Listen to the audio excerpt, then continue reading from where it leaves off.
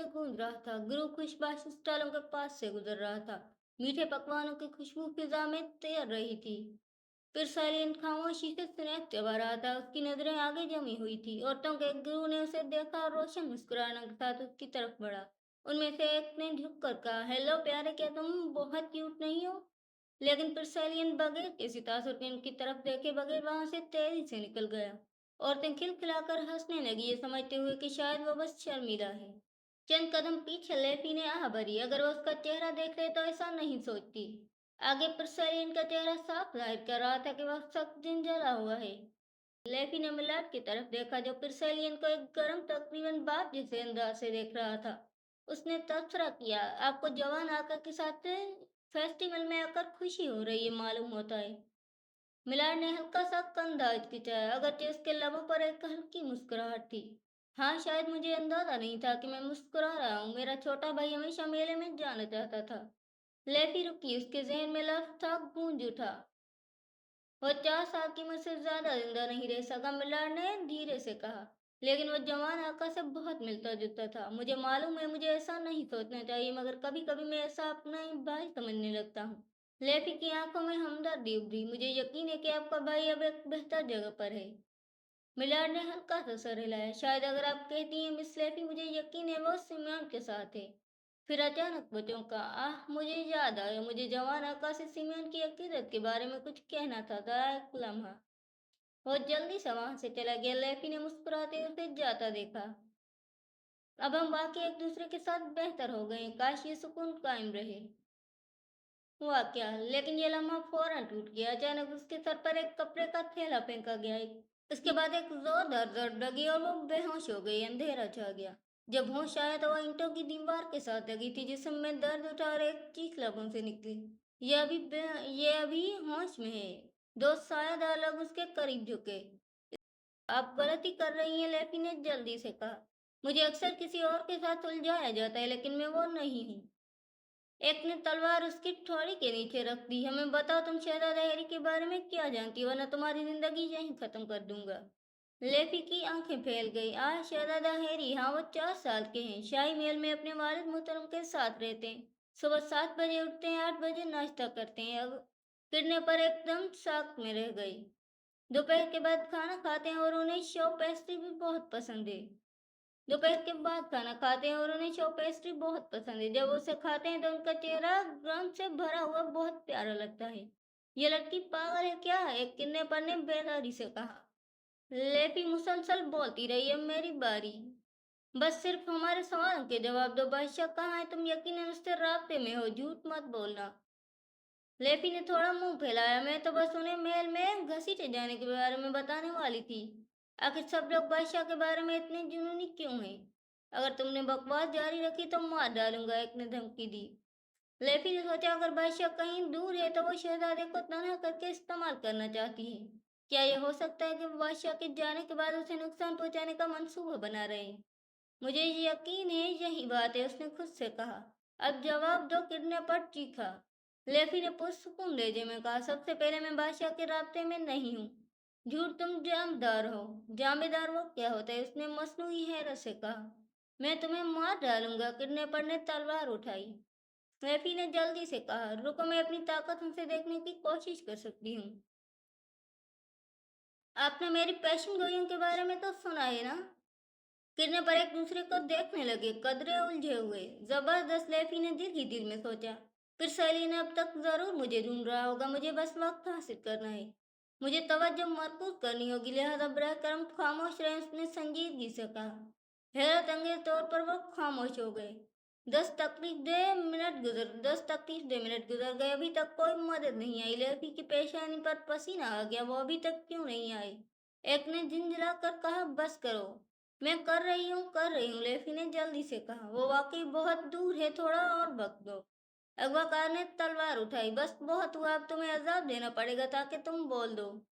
रुको, मैं देख रही हूँ, लेफी ने खौफजदा होकर कहा। कहाँ है वो? वो खिदा की ठंडी हवा से लुत्फानंदोज हो रहे हैं और चॉकलेट खा रहे हैं। तुम झूठी हो, झूठी। तलवारें लहराई। लेफी ने आंखें बंद कर ली, मैं मरने वाली हूँ। लेकिन उसे लम्हे कमरा एक चमकती हुई रोशनी से भर गया। शोर हुआ और गिरने पर जमीन पर गिर गए। लेफी ने कांपते हुए झांका। वो सब बेहोश होते। क्या मैंने ये क्या किया? क्या मैं वाकई इतनी ताकतवर हूँ? फिर एक सख्त आवाज गूंजी, उसके बाजू बांध दो। लेफी के दिल की धड़कन रुक गई। अभी मजीद गिरने पर बाकी है। एक बार और उसने चीख कर कहा, हाथ आगे बढ़ाए जैसे जादू करने वाली हो, लेकिन कुछ न हुआ। क्या मेरी ताकत कहाँ गई? क्या ये आजमाइश थी? इसी लम्हे दरवाजा जोर से टूट कर एक आदमी से जा टकराया। वो मिलाड था। मिस लेफी, उसने पुकारा। लेफी ने मुड़कर देखा, मिलाड। लेकिन इससे पहले कि वो भाग सके, एक किडनैपर ने उसे पकड़कर धमकी दी, अगर तुम करीब आए तो उसे मार दूंगा। उसे छोड़ दो, एक हुक्म आवेज आवाज आई, कॉस्टिन। उसने हाथ उठाया, एक जबरदस्त झटका फिजा में फैला और किडनैपर दीवार से जा टकराया। क्या आप खैरियत से हैं मिस लेफी? कॉस्टिन ने नरमी से पूछा। हाँ, मेरा ख्याल है, वो हिचकिचाते हुए बोली। तो वो जादू आपने किया था? खिड़की से बाहर देखकर उसने आह भरी। तो मेरे हाथ में कोई खुफिया ताकत नहीं थी, अफसोस। अचानक ही एक और शख्स अंदर भागा, पिर्सलियन। उसकी सांस फूली हुई थी। क्या तुम जख्मी तो नहीं हो? वह हकलाया। मैं ठीक हूँ, मुझे कुछ नहीं हुआ, लेफी ने नरमी से कहा। लेकिन तुम्हारे बाजू पर जख्म है, मिला ने दरमियान में कहा। वाकई ये कब हुआ? लेफी ने हैरत से पूछा। पिरसैलियन ने फौरन उसका हाथ पकड़ा। चलो, तुम्हें इलाज की जरूरत है। और शुक्रिया लॉर्ड कैस्टन, आपने वाकई मुझे बचाया। क्या? कॉस्टन ने उलझन से कहा, लेकिन तब तक वो जा चुकी थी। लेफी ने गहरा सांस लिया। शुक्रिया लॉर्ड कैस्टन, आपने मेरी जान बचाई। कॉस्टन कुछ बोलने ही वाला था कि पिरसैलियन अंदर आया, चेहरा परेशान और सांस तेज। तुम ठीक हो? जख्मी तो नहीं? नहीं, मैं बिल्कुल ठीक हूँ, उसने कहा। मगर मिलाड ने इशारा किया, तुम्हारे बाजू पर जख्म है। हाँ, कब? वो हैरान रह गई। फिर सैली ने फौरन उसका हाथ पकड़ा। और तुम्हारा इलाज करते हैं। तिमिलार ने उसके बाजू पर पट्टी बांधी। ये सिर्फ इब्तदाई इलाज है, बाद में सही इलाज होना चाहिए। शुक्रिया सर, मिलार, लेफी ने नरमी से कहा। फिर सैलियन खामोश बैठा था, चेहरा पीला। लेफी ने सोचा ये वाकई डर गया था। फिर वो बोली, उन लोगों ने मुझसे पूछा कि आप कहाँ हैं। मैंने झूठ बोलकर वक्त खरीदा, लेकिन अब हमें सबको बताना पड़ेगा कि आप एक लंबे दौरे पर हैं। फिर सैलियन भड़क उठा। यही सोच सकती थी तुम, खुद को गद्दार की तरह पेश करना। लेफी ने कहा, क्या करती तलवार मेरे गले पर थी। फिर सैलियन की आवाज लरक गई। मुझे लगा तुम मर गई हो। वो कांप रहा था। लेफी ने आहिस्ता से उसे गला लगा लिया। मैं भी डरी हुई थी, मगर जानती थी आप आ जाएंगे हुजूर। फिर सैलियन चौंक गया। लेफी बोली, मुझे मालूम था कि आप आएंगे, अगर सिर्फ इसलिए भी कि मैं कोई राज ना उगल दूं। वो दोनों एक लम्हे के लिए खामोश रहे। फिर पिरसैली ने उसे सख्ती से गले लगा लिया। लेफी के चेहरे पर मुस्कुराहट आ गई। सब महफूज थे और उस लम्हे सिर्फ सुकून बाकी था। खेल 4 दिन बाद खत्म हुआ, मगर शहर में खामोश बेचैनी फैल गई है। गिरने पर पकड़े गए और उनसे पूछताछ की गई। उन्होंने इकरार किया कि एक नोबल ने उन्हें मदद दी थी, मगर जब नाइट्स इस नोबल के घर पहुंचे तो पूरा खानदान बेहोश मिला। जब होश आया, वो सब रोते हुए माफी मांगने लगे। किसी को कुछ याद नहीं था। फिर सैलियन ने कहा, यह तब हुआ जब वो खाने पर थे, मतलब हमरा अंदर से हुआ है, कोई ऐसा जिस पर वो भरोसा करते थे। मिलार ने जवाब दिया, कुछ खास सौराग नहीं मिला, वो सिर्फ एक मामूली वॉइस काउंट था। फिर सैलियन ने कहा, इन्वेस्टिगेशन जारी रखो। अगली मंजिल थी टेम्पल ऑफ सिम्यून। ये एक मुकद्दस जगह थी जहाँ शाही खानदान को बपतिस्मा दिया जाता था। यह मुकद्दस जगह थी जहाँ शाही खानदान को बपतिस्मा दिया जाता था, यानी देवता की बरकत। मगर फिर सेलियन परेशान दिखाई दे रहा था। लेफी ने पूछा, क्या बादशाह के मंदिर के साथ ताल्लुकात अच्छे नहीं है? क्या बादशाह के मंदिर के साथ ताल्लुकात अच्छे नहीं है? मिलाद ने आस्था से जवाब दिया, असल में कोई झगड़ा नहीं, लेकिन मेरा बपतिस्मा काफी देर से हुआ था। मैं 19 साल का था जब मैंने अपना पहला मेल्क टावर हासिल किया। लेफी ने हैरत से कहा, यह तो काफी गैर मामूली बात है। मिलार ने कहा, हाँ, ज्यादातर लोग 3 या 4 साल की उम्र में बपतिस्मा ले लेते हैं। लेफी ने पूछा, क्या 19 लेफी ने पूछा, क्या उन्हें उस वक्त शाही खानदान का हिस्सा तस्लीम नहीं किया गया था, जब तक वो एक ज़हीन जादूगर नहीं बन गए थे? मिलार ने शर्मिंदगी से मुस्कुरा कर कहा, हाँ, बिल्कुल ऐसा ही है। बादशाह मैजेस्टी ने एक बार यसीम उनके मंदिर को एक नालायक ग्रुप कहा था। लेफी ने हल्का सा गला साफ किया और कहा, तो सल्तनत के मजहब का यही हाल है कि वैसे लोगों को इज्जत नहीं देते जो उनके मयार पर पूरे नहीं उतरते। फिर जब मंदिर पहुंचे तो उनकी आमद ने लेफी के ख्यालात के सिलसिले को तोड़ दिया। एक बच्चा, लेफी ने हैरत से पलकें चिपकी। अगर चाहो तो मैं ऐसे, एलियन ने जवाब दिया, अवश्य आगे दें, हर साल मुख्तलिफ इलाकों से आते हैं।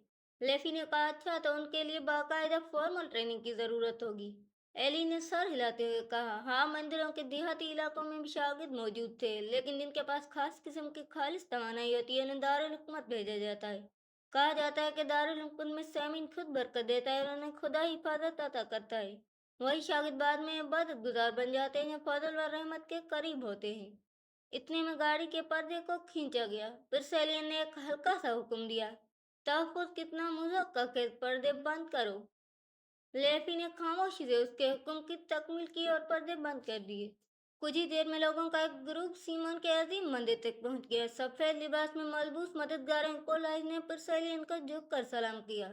एक इकोलाइज ने इज्जत और शान के कमरे ग्लोरी हॉल में से गुजरते हुए छोटे सूर्य तक सलाम पेश किया।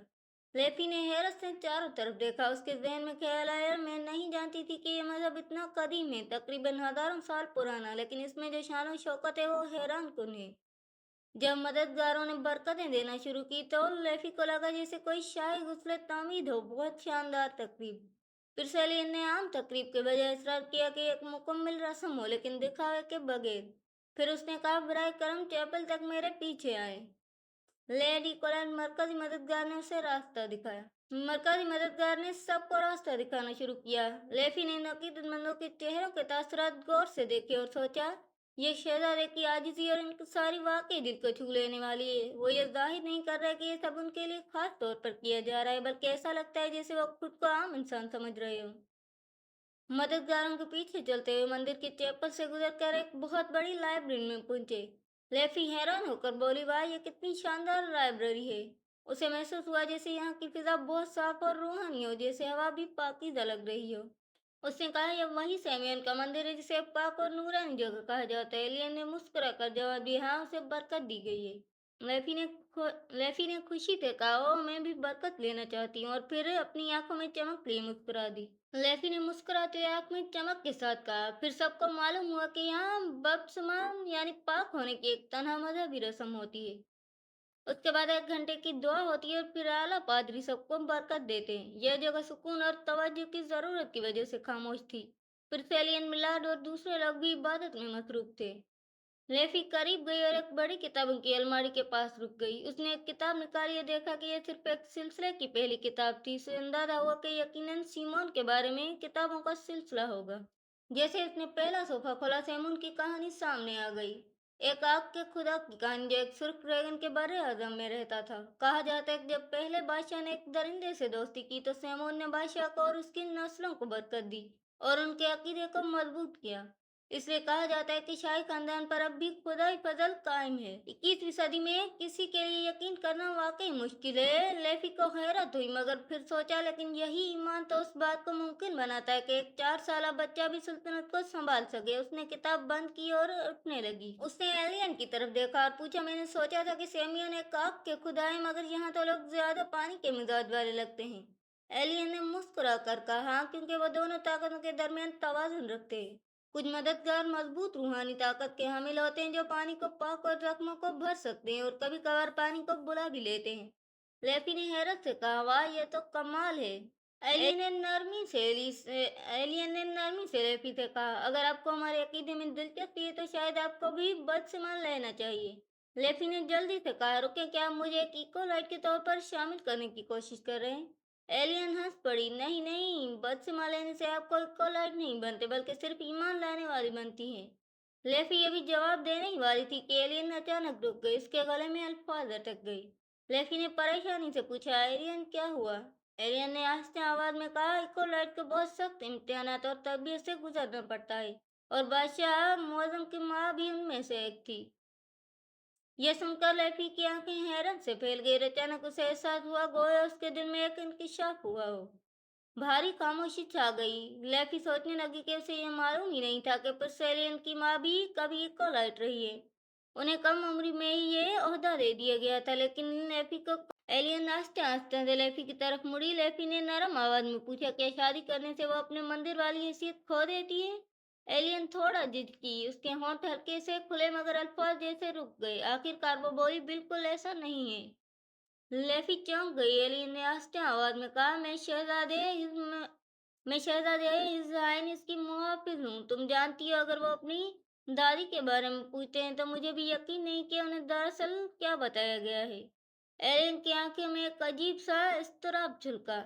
ये एक ऐसा मामला है जिसके बारे में सिर्फ चंद लोग ही जानते हैं, लेकिन वो दरअसल उनका नाम मंदिर के तमाम रिकॉर्ड से हटा दिया गया था। जब सैमी और अरुण को पता चला कि वो भागी नहीं थी, बल्कि वो मरहूम भाई शाकिर नाजायज बच्चे की माँ थी, उनका टीम रुक हुआ था। उनका नाम रिफू भी रिकॉर्ड से मिटा दिया गया था और उनके बारे में बात करना भी सख्ती से मना कर दिया गया था। जैसा कि आप जानती है, शाही खानदान में शादी को बहुत मुकद्दस समझा जाता है, लेकिन जब इकोलाइट का ताल्लुक बादशाह से जोड़ दिया गया तो उसे एक बहुत बड़ा स्कैंडल रिलेशनशिप और मजहबी तौहीन समझा गया।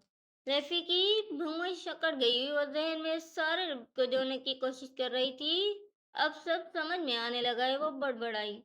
उसे लगा जैसे अचानक एक खौफनाक समझ बोझ ने उसके सीने पर वजन डाल दिया। उसका चेहरा मजीद संजीदा हो गया। पुरसैलिन और उसकी माँ शायद इसीलिए महल से दूर रहते हैं। अब समझ आता है कि वो कभी मिठाइयाँ क्यों नहीं खाते थे, क्योंकि मजहबी हुक्म ने शायद उन्हें अपनी मौजूदगी तक से नफरत करना सिखाया था। अचानक एक तेज क्लिक की आवाज आई। लाइब्रेरी का दरवाजा खुला है। कीको लाइट अंदर आया और उसका चेहरा पुरसुकून मगर पुरस्कार था। एलियन ने आस्था से कहा, यह हिज हाइनेस नहीं है, मुकम्मल बदसिमा हो चुका है, मैं आपको अगली लोकेशन पर ले जाऊंगा। लेफी ने आस्था से खड़ा, उसके निगाह उस नौजवान इकोलाइट पर जा ठहरी। मुझे हैरत है, क्या पुरसेलियन की माँ भी कभी इस तरह होगी? ड्यूटी के बंधन में ईमान की खामोशी खिदमत करती हुई वो इकोलाइट उसके पीछे हल्के कदमों से चलने लगा। उसके कदमों की आवाज नरम और सुकून पर थी, लेकिन लेफी के ख्यालात बोझल थे। उसे एहसास हो रहा था कि तफसीलात तो मालूम नहीं, मगर उन सब के पीछे कुछ ज्यादा गहरा राज छुपा हुआ है। मैं उसे महसूस कर सकती हूँ, उसने दिल में कहा।